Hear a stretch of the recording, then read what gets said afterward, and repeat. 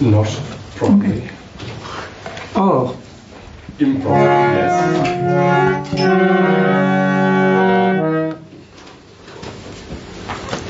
Something. Really?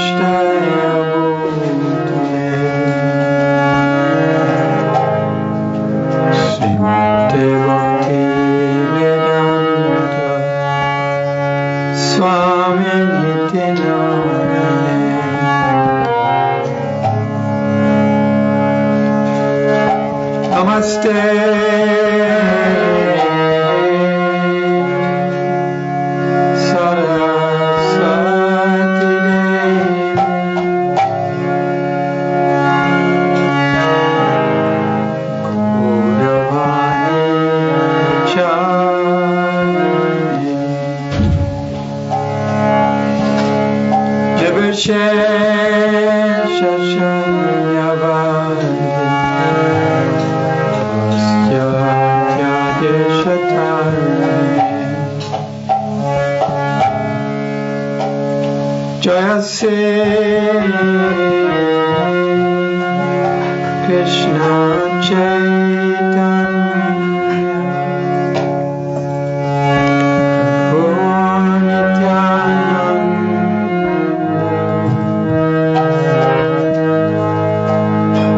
Sri Advaita Gadadhara Srivasadi Kodha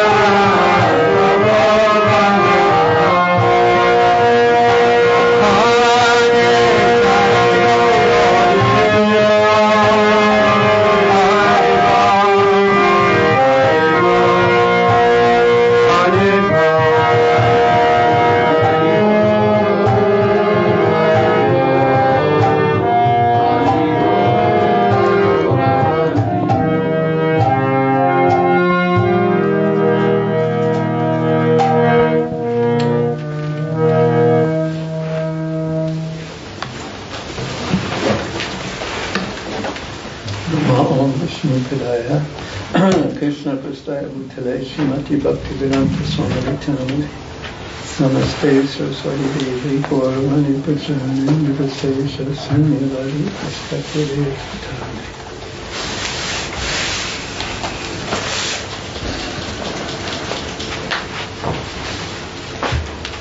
Om Gyanatamanandasya Janardana Salakaya Chaksusumritanjana Tasmai Sri Gurave Namaha Sri Caitanya Manobhistam Stapitam Jena Bhutale Sayam Rupakadamayam Dadati Sapradanti Kroti Vansakalpatarubhascha Kripasannabhayavascha Patitam Pavanebhyo Vaishnavebhyo Namaha.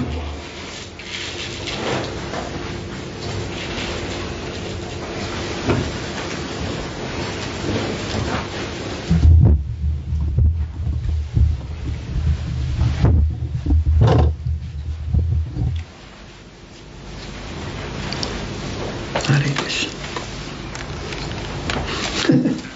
Hare Krishna.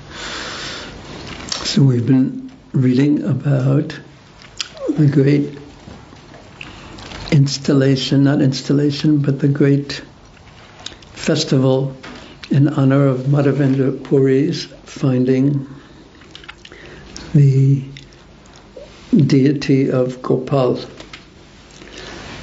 who is currently in. Just imagine there's a whole town, quite a big town, just on the border of Rajasthan and Gujarat, called Nathadwar. And the whole town is being supported by and is centered around this one form of the Lord, Gopal, Nafti. Have you been there, Baba? Yes. You like? It's so wonderful. You've been there? Naftwar? No, you're on the other side. So this is one of the specialities of the Indian culture, is that if one is born within that culture, one automatically has faith and love in the deity form of the Lord, the form of the Lord, the Vigraha. And this is what one can say, the deity is the natural technology that allows us access into the transcendental service of the Supreme Personality of Godhead. Because once one understands that although the Supreme is unlimited, but he has a form, and he's a person, and then when one understands that our relationship with that Supreme Person is Jivera Srupoi Krishna Nityadas, that we are eternally meant to serve that Supreme Person. And that is the existential emptiness that everyone is experiencing in their lives, that there's something missing from our life. And when we are misdirected by materialism, we look towards filling up that missing piece with something material, as if that something material is going to bring us the satisfaction that we are missing in the world. So when one somehow or another, by experience or by hearing or something from Purva Sanskara, something from a previous life, one understands that no matter what I have, no matter where I go, even if I travel throughout the world, and even if I become the king of the whole world, of the whole universe, still that emptiness is going to be there, that lack of satisfaction. And then if somehow or another one realizes that and avoids the misconception that the problem is that I exist, and if I can just remove my sense of existence, which means just becoming one, losing one's individuality, then at least I won't be suffering. or I won't feel, because if I don't feel I exist, then I won't think that something is missing, because I won't experience myself as a person. So if one can avoid that spiritual shortcoming, one avoids the material shortcoming, then the spiritual shortcoming, and then a person in the material world with a material mind, and then you understand that I have to do some service to the Supreme Lord, then who's a person, then what in the world do I do? How do I practice that so that the relationship develops not only as a servant, but as a loving servant? Not as a servant as just do what you're told, I have to do what I'm told, and otherwise I can't be happy. No, but how do I develop the mood of here, I've done this for you. I once saw in Prabhupada's room in Mayapur, there was some conflict, not in Prabhupada's room, but between the devotees who had been in India in a while. They were looking at the women devotees as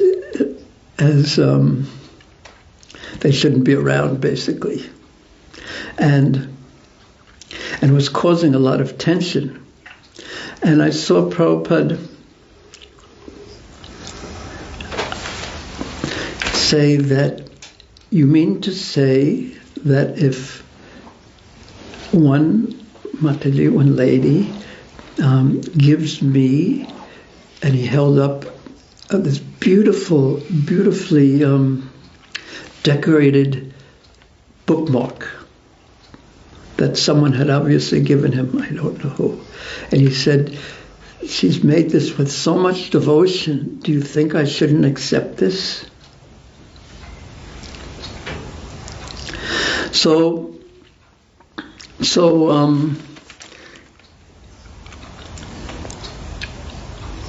how can one, the question is, how can one develop this kind of devotion?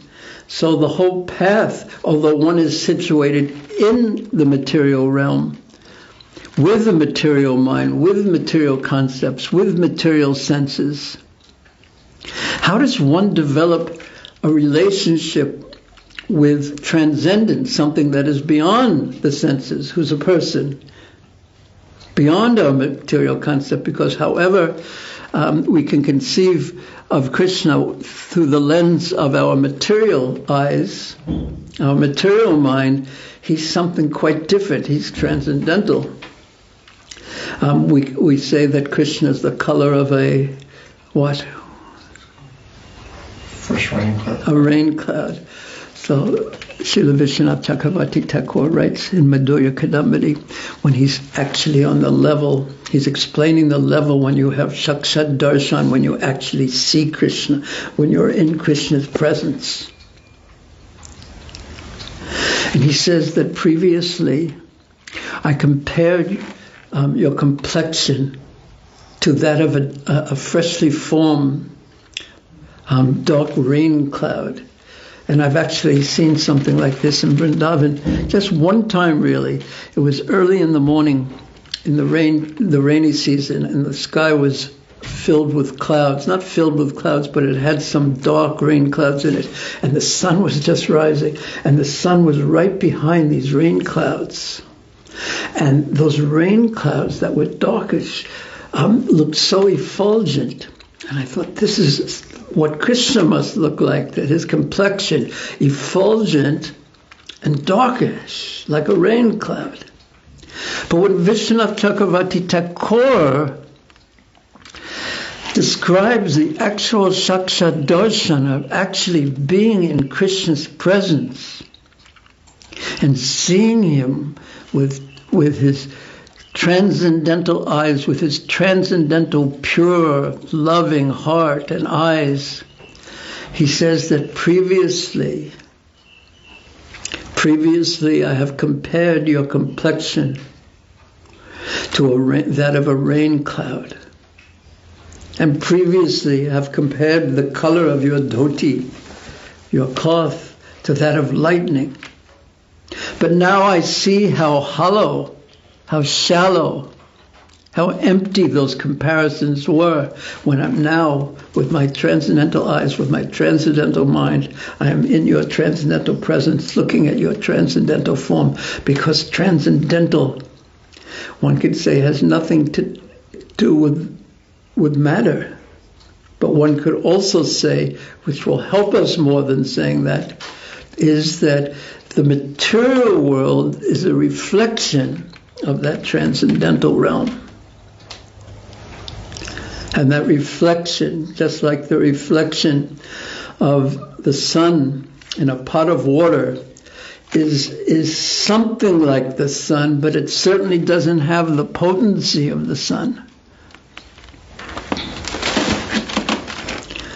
So, therefore, the question, how does one who has material concepts, who's trapped within the prison of his material mind, the limited prison of his material mind and senses and those concepts, how does he move forward to actually develop the relationship with transcendence, although he can't really quite perceive transcendence? And one of the main answers, there are several answers, and basically that's the process of bhakti that is described by Srila Rupa Goswami in Nectar of Devotion, Bhakti Rasamrita Sindhu, the chanting, to be in the presence of Sarup Siddha Bhakti, which means being in the presence of things that are inherently, naturally have the power of Krishna within them, such as the holy names, the Bhagavatam, the Dham, holy persons, and the deity.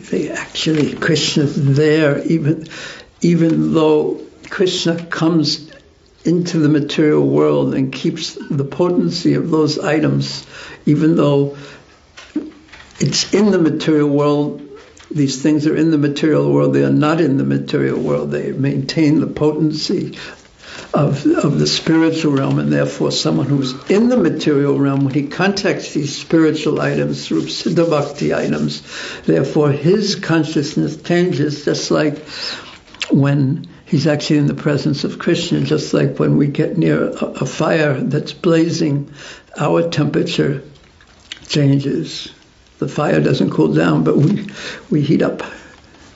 So the deity is a special gift of Krishna, the deity form of the Lord. And in Sanskrit, it's Archa Vigraha. The form of the Lord is a special gift that we can take something of this world, and we have a way to dress Krishna, to decorate Krishna, to cook some food for Krishna and offer that food to Krishna in his deity form. And it should be done with great devotion. And what happens quite mystically, and it is really something that's quite mystical, is that when you offer some service, some seva to Krishna in the deity form, there's a reciprocation from that deity form. There is a reciprocation. And then one, by the virtue of one's offering, the reciprocation touches the heart, and one feels the presence, experiences the presence of the Lord gradually. There's one famous story that when devotees first were opened up Bhaktivedanta Manor, and they installed the deity of Radha Gokulananda, which was so beautiful, so beautiful. So the local, in England, the local councilman came in to check everything, to make sure it was suitable to be opened. You know how the counselors do that? What is a certificate of occupancy or something like that you're supposed to have? So, what is it called? Certificate of title. Maybe not. I think that, so you build the building, and then after you build the building, somebody comes and inspects it to make sure you follow the codes or whatever, and then they give you a stamp, and then you could use it. You don't know what that's called? Development approval? Huh? Development approval? I don't know. No, that's something different. That's prior to that. Anyway, forget it. It's irrelevant. But anyway, that fellow came, and he, with his clipboard, and yes, we're going to check to make sure you're all right. And they said, "Excuse me, sir, before you go in here, you have to take off your shoes." What? So he agreed to do that. And then he walked in, making sure that, checking everything. And he was in front of the deities. And then when he came out, he said, "I never thought it was going to be like this." There's such a potency in the deities. Such a potency when they've properly been installed in worship that one gets a glimpse. I think of it like a fragrance. A fragrance is subtle, but it's unmistakable. So a fragrance, or when there's a good kirtan means a kirtan where the holy names are being sung for Krishna's pleasure. When one steps into the holy land of Vrindavan, or into the holy association of Srila Prabhupada, we had that experience. It's quite famous. You'd be in a terrible mood. Everything is going wrong, and you'd walk into his room and you'd offer obeisances, and he'd say something like, "So everything is all right," and you had entered into this bubble of everything is all right. And you'd say, "Yes, Prabhupada, everything's all right." And then you'd leave the room after a while, and your mind would descend back into to cover everything. But he carried that with him, that the fragrance of Vrindavan, the holy dhams are like that. The holy, like Vrindavan, Mayapur, and Puri, and each have their own different fragrances. It's so interesting, different flavors. But when you enter into Vrindavan, and suddenly you're in a different realm. It's just different. The fragrance is there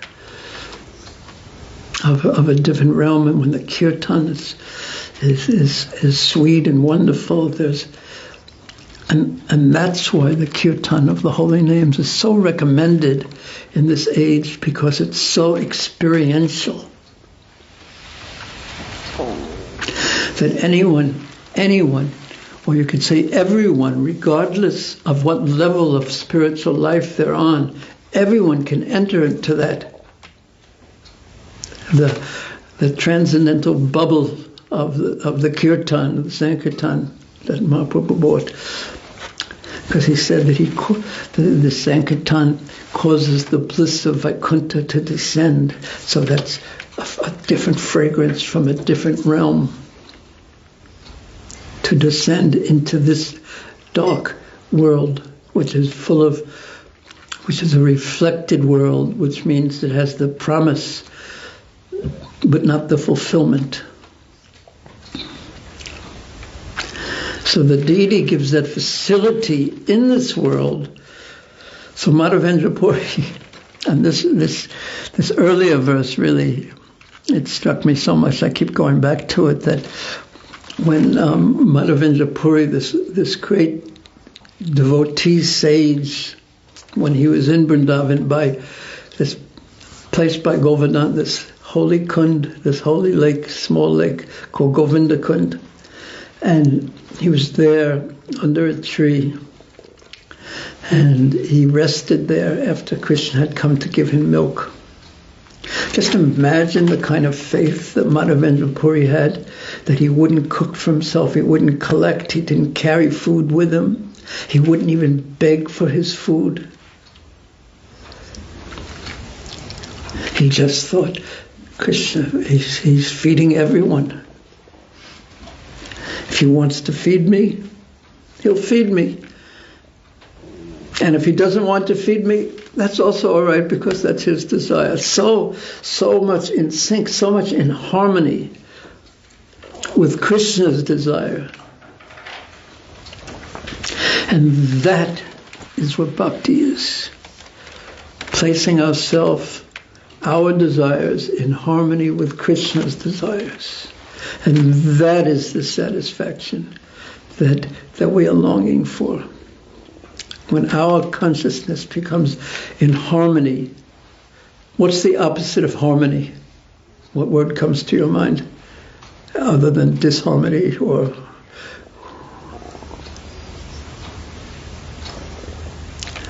Well, I was thinking disharmony. Yeah, well, we caught you with that one.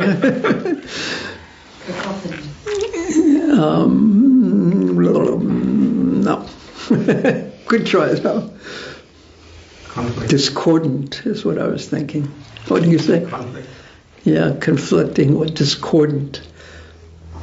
That when you have, and therefore I really know when someone's a really professional singer and they're devotees, when someone is singing off key, or taking the cartels and very enthusiastically banging like that, it makes them, the discordance is so disturbing. Like ordinary folks like us, maybe we wouldn't get as disturbed, but when someone is finely tuned, it's very obvious and the discordance is very disturbing. So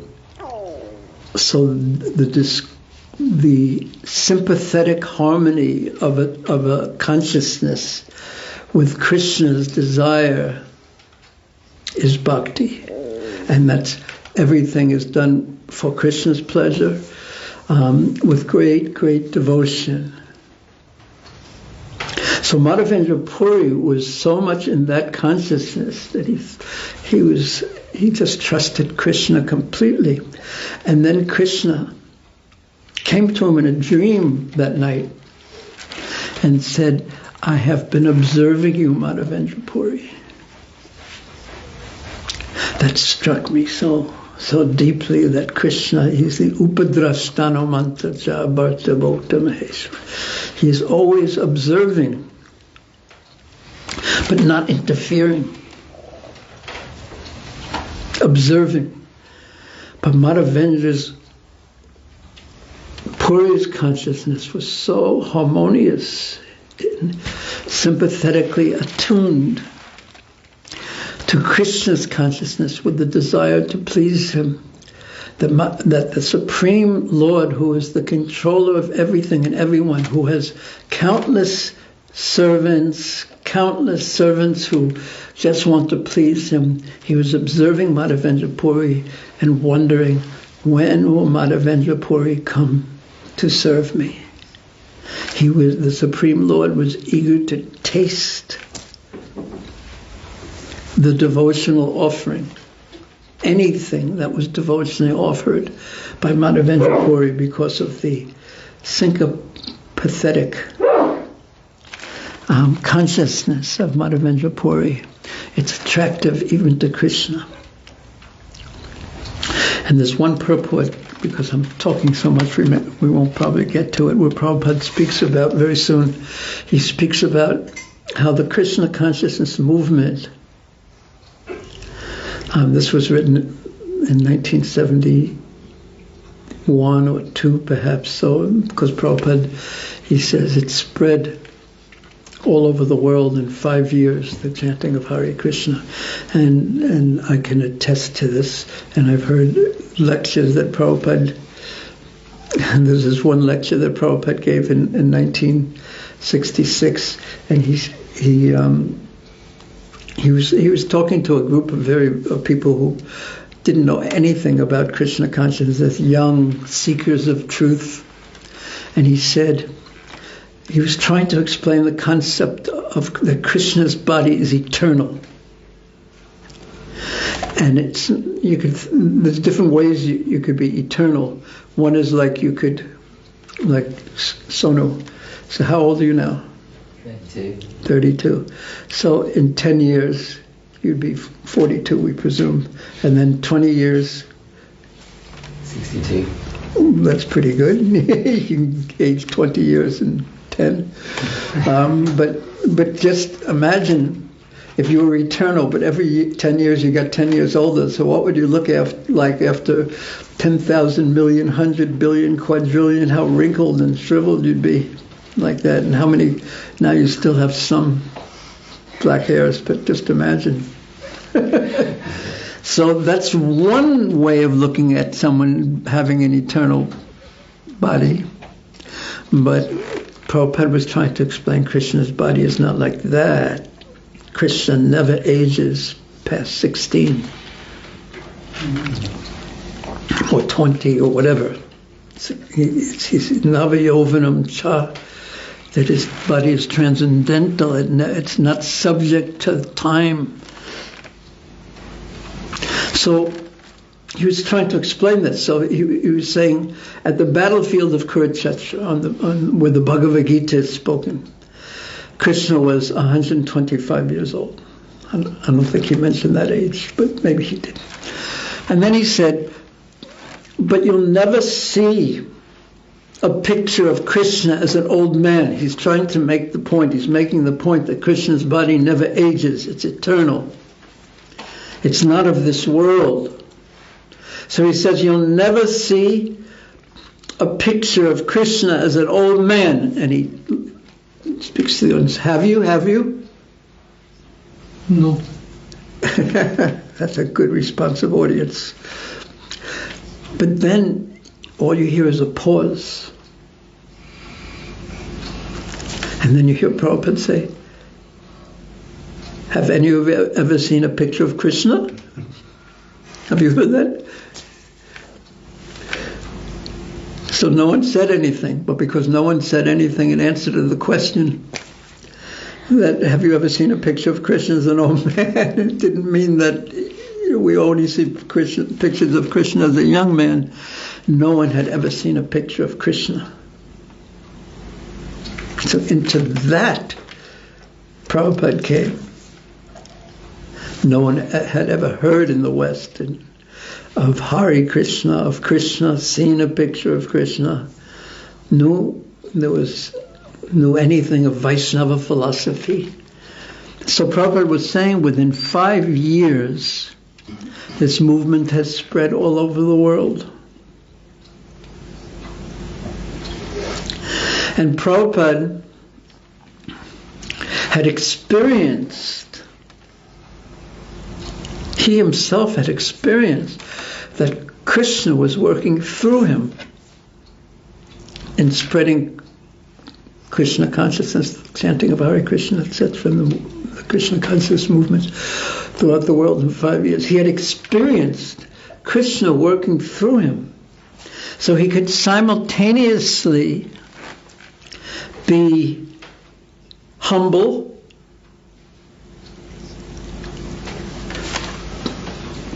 proud, confident, because he could be humble because he wasn't doing it. He could be proud because Krishna was using him, and confident because he wasn't going on his own power, he was going on Krishna's power. So then Prabhupada said, he will say this in one of the purports, he'll say, what to speak of 5 years, Krishna could do it in 5 minutes. Because he's speaking about the unlimited power of the Supreme Personality of Godhead. What does unlimited power mean? It means You could say very powerful or extremely powerful. Or how do you conceive with a material mind of what unlimited powerful is? You could say 10 times more powerful than Sonu, or 100 times more powerful, or 1,000, or 1,000,000, or 1,000,000,000, but it's not that, and it's not 1,000,000,000,000 times more powerful, and it's not 100 trillion billion, etc. times more powerful, but unlimitedly powerful. So something that the material mind cannot conceive of. So, yet, the unlimitedly powerful comes in the form of the deity. And he asks Madhavendra Puri, I've been waiting for you and wondering, this supremely, unlimitedly powerful person who is also not only unlimitedly powerful, but unlimitedly beautiful. And not only unlimitedly beautiful, but unlimitedly knowing, knowledgeable.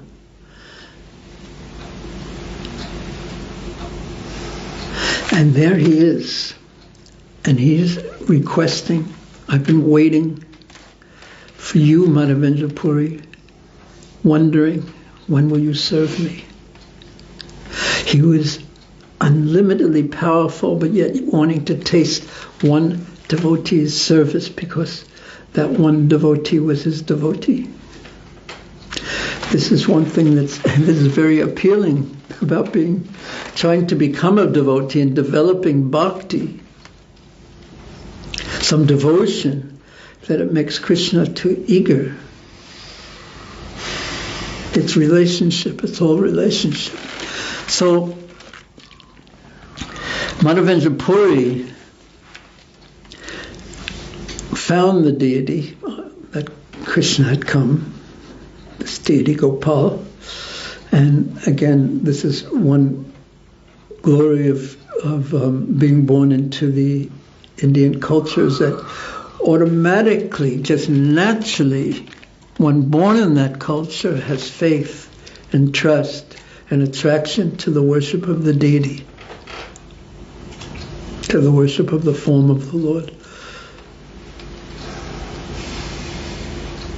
So Madhavendra Puri, by Krishna's arrangement and by the full cooperation of the local devotees, the Brajabasis, he organized. Everything happened quite miraculously, you could say, like Prabhupada's experience of the spreading of the Krishna consciousness movement from no one ever having seen a picture of Krishna to when Prabhupada would walk through an airport, just people would say Hare Krishna to him. So he organized this great festival, and an all incredible amount of food was offered to the deity. And what does that mean? It means all the people, all the local people. And it was, again, this is astounding to the materialistic conceptual mind, that all the people in the village of Anayor, and perhaps surrounding it, possibly even the village of Govardhan and Jatipura, but all the people, they emptied their supplies, their stocks from their storerooms of their rice, of their ghee, of their milk products, of their grains, and they were thrilled by the opportunity to make these offerings to this newly installed Gopal. That means they felt themselves supremely fortunate to be able to serve in this way, in a way that was suitable for them. And this is how an actual devotee experiences seva, that this is my great, great fortune, that I'm able to do this. Therefore, seva is so different from work. or a job looked at completely differently, because the payment in seva is not on the financial level, etc. Because soon as, say, if someone is working, as soon as they stop paying, there's no relationship with the work anymore. But with seva, it's something completely different. It's the greatest fortune. And there is payment, but the payment is simply the opportunity to be able to offer something to Krishna. That is seen as the greatest of fortune, fulfilling the purpose of existence. That is called bhakti. That my existence, who I am, at the deepest level, to my core, who I am, is fulfilled by me making an offering to Krishna with devotion. Jivera Sarpoi Krishnera Nityadas.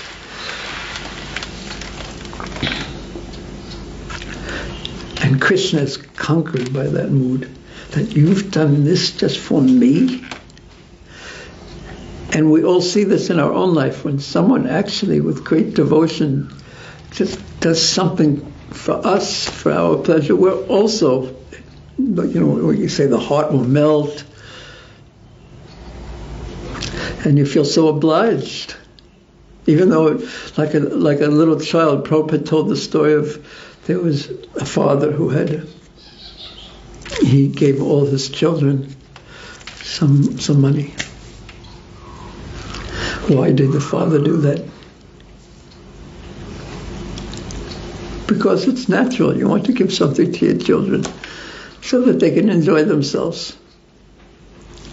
So one of the children went and bought some candy, another bought a ball to play, another bought whatever, something like that. But one child bought something for the father with the father's money, and the father could have bought thousands and thousands of whatever it was, that this is for you, my father. Now, do you think, here, I've got this for you. Do you think the father said, or his mood was, what? This is the money that I gave you. I mean, you think I couldn't have bought that? Do you think that's how the father reacted? I don't think so. His heart melted. You've done this you've done this for me. You've done this for me with affection. So Krishna's just like that. So therefore he says in Bhagavad Gita, Patram Pushpam Palam Toyam Yomam Bhakta.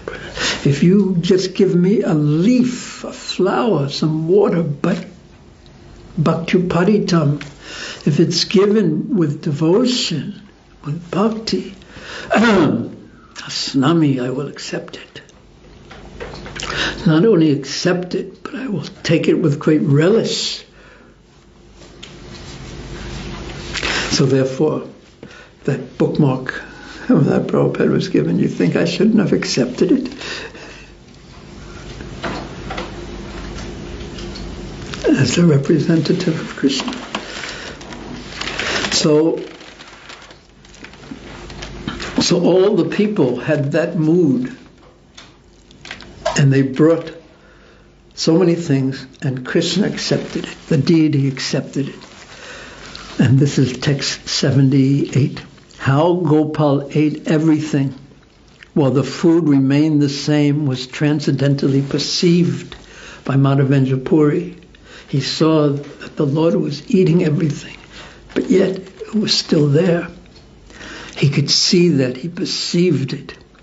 Nothing remains a secret to the devotees of the Lord. The wonderful festival and installation of Sri Gopalji was arranged in one day. And last week we described the arrangements, and they were phenomenal. In one day. Certainly all this was accomplished by the potency of Gopal through Madhavendra Puri. And this is the purport where Prabhupada makes that point. And he says then, Krishnadas Kaviraj Goswami says, Anye ne janila. Only a devotee, Gopal Prabhav Hai, that the potency of Gopal did all this, and then Ane na janila. No one but the devotees can understand this, how this is possible and what's really going on. And therefore, Prabhupada begins his purport saying the Krishna consciousness movement has spread all over the world within a very short time, within 5 years. And mundane people, ordinary people, materialistic people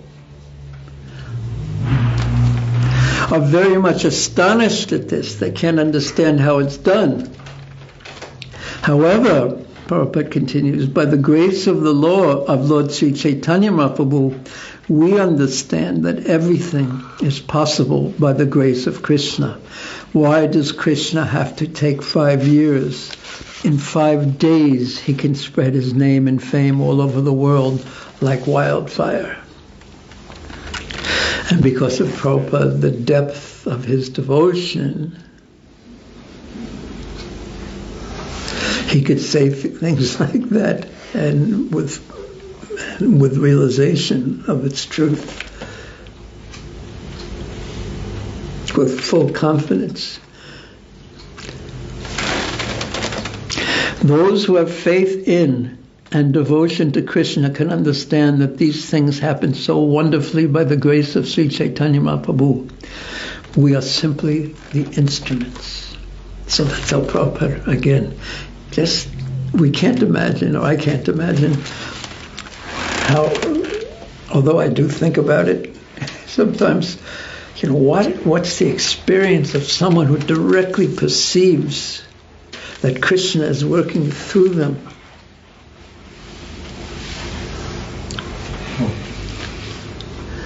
And I saw how Prabhupada reacted to that experience.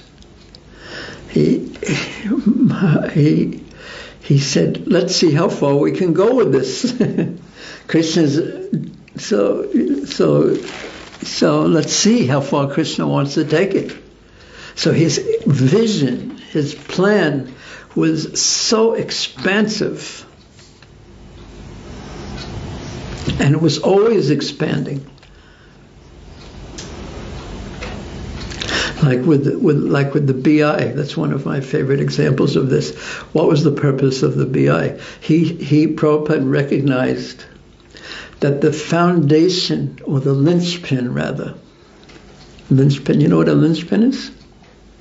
You know what a linchpin is? Do you know what a linchpin is? Do you know what a linchpin is? What's a linchpin? Pin that goes into something and holds it together. And you pull out the pin and the whole thing will fall apart. It's that which holds something together. So Prabhupada understood, and he had the vision, that modern atheistical science was the linchpin holding together a misguided civilization. And he wanted to pull that linchpin out, and that's why he created the BI, Bhaktivedanta Institute, to challenge the atheistical, not that he had anything against science particularly, but it was, I heard him say in one morning walk, perhaps in Mayapur, he said, because one of his disciples was, because Prabhupada would criticize the scientists, what have they done, how have they improved things or whatever, and so when Prabhupada was in that mood, his critical mood, you couldn't say anything positive. But so one of the devotees got into that mood, of critical mood, but in a superficial way. Yeah, they don't know anything, everything they do is wrong and no use. And Prabhupada said, at that time, he said, no, we give them credit for what they have done, but why do they have to say there is no God? And this was the issue. That when one has a reductionistic, materialistic mind when you think everything is just a combination of matter, and you see that there is no cause, ultimate cause behind this, and then you proclaim atheism, and the effects of that on the world are horrendous, terrible. And we're just beginning to see the effects of that now. And I say just beginning.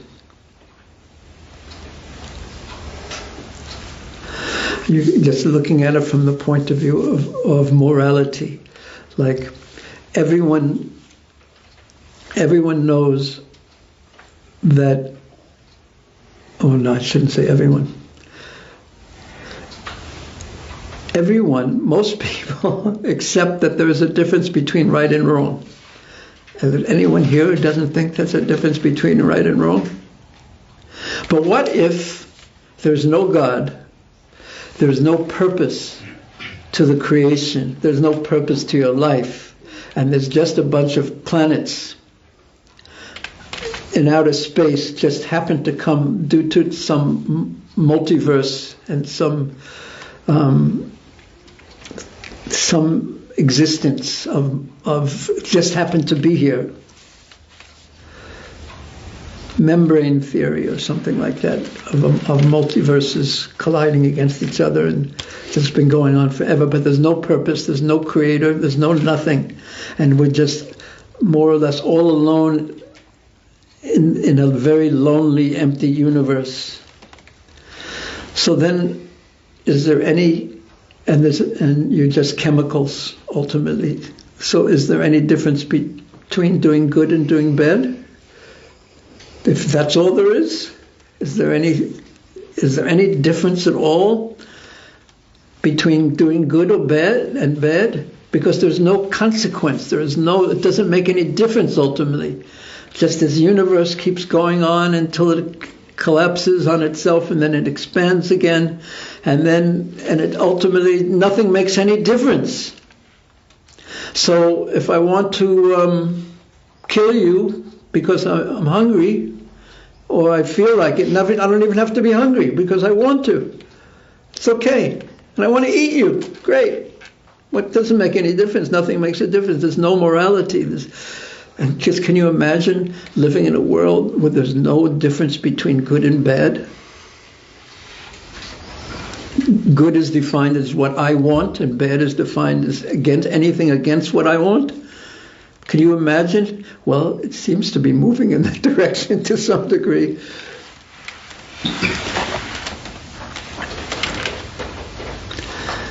So, holding that together, this working of Kali, the age of quarrel, Kali Yuga, the working of the age of what holds it together is this systematic propagation of atheism.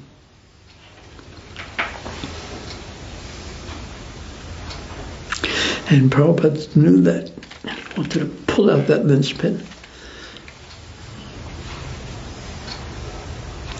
And what's the medicine for the age of Kali? Harinam. Yeah, Sankirtan, chanting of the holy names. Why? Is because it's Krishna entered into this world, and it's so experiential that you don't need any faith, you don't need anything. All you need is 2 ears and a tongue. you walk into the bubble of Krishna's holy names being chanted purely, and there's an upliftment of the consciousness that is undeniable. So therefore, the devotees want to remain always in that bubble.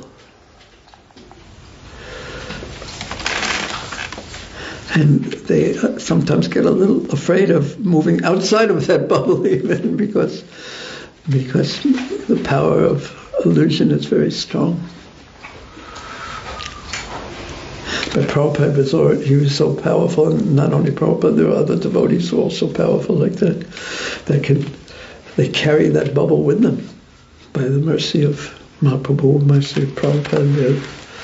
They carry that with them. It's so fixed in their heart their consciousness. Would you like to become like that?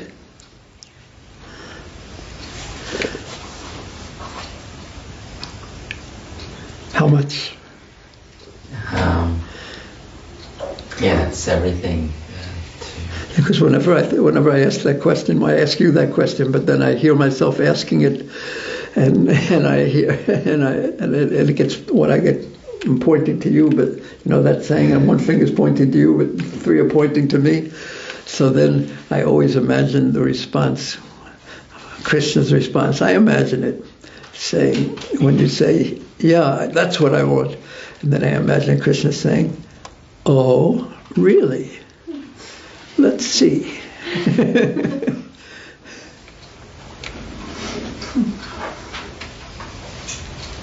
And this is really, even though we didn't read very much, but this is the essence of what the practice is supposed to do, to increase our desire.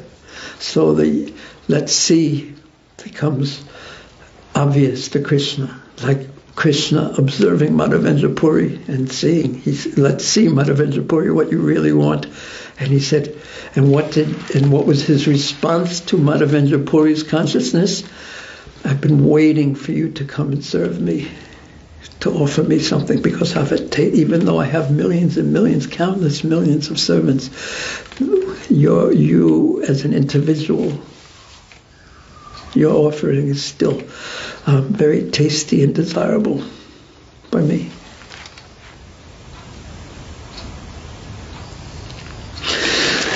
Hare Krishna. Thank you very much. Any questions or comments?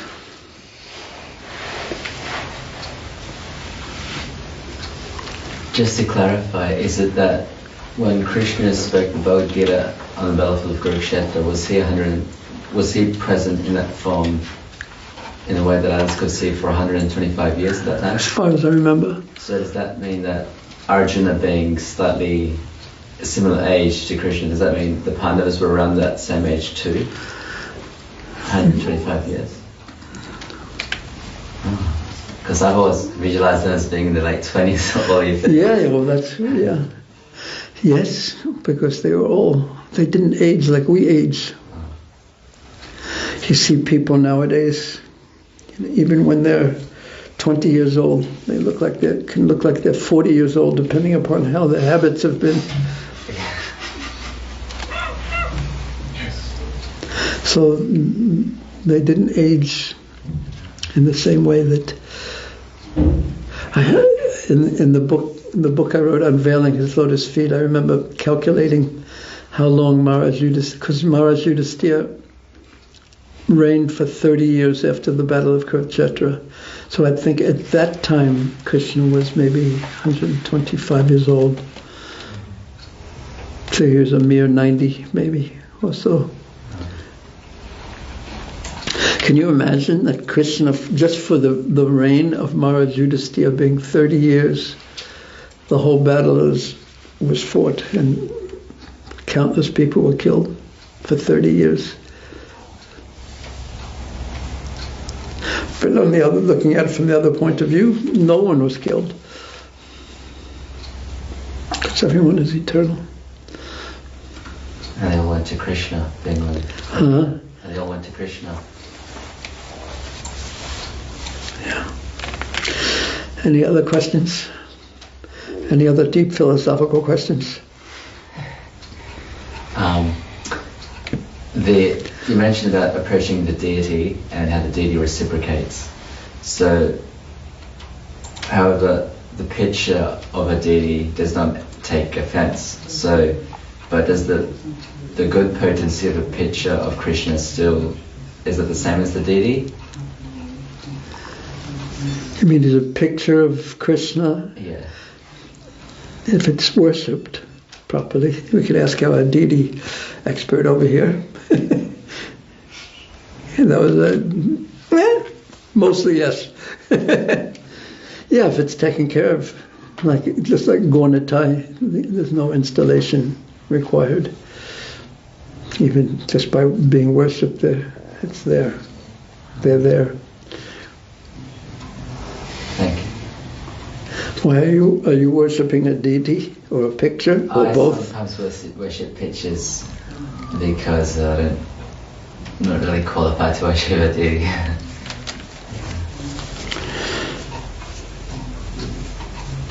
Any other questions or comments?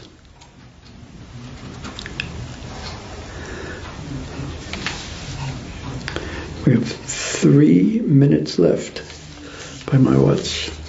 So unless we have 3 minutes more of questions, you have a 3-minute question? Nora, you have a 3-minute question?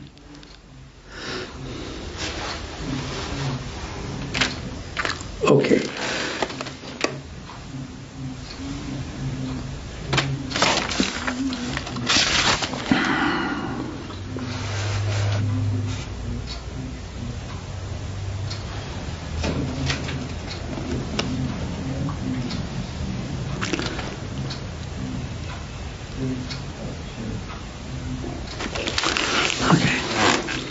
Sri Caitanya Caritamrta ki jai, Sri Krishna's Kaviraj Goswami Maharaj ki jai, Sri Prabhupada ki jai, Sri Prabhupada Bhaktivinoda ki jai, Tagore Premanande.